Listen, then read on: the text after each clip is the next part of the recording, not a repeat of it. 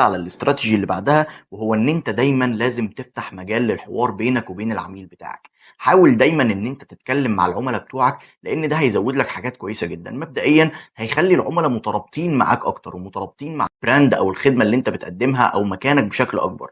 يعني مثلا خليني اقول لك كمثال، هنفترض ان انت موجود عندي على صفحه الفيسبوك بتاعتي، وانا نزلت مثلا بوست بسال فيه الناس تفتكروا ازاي ممكن نعمل ماركتنج بلان.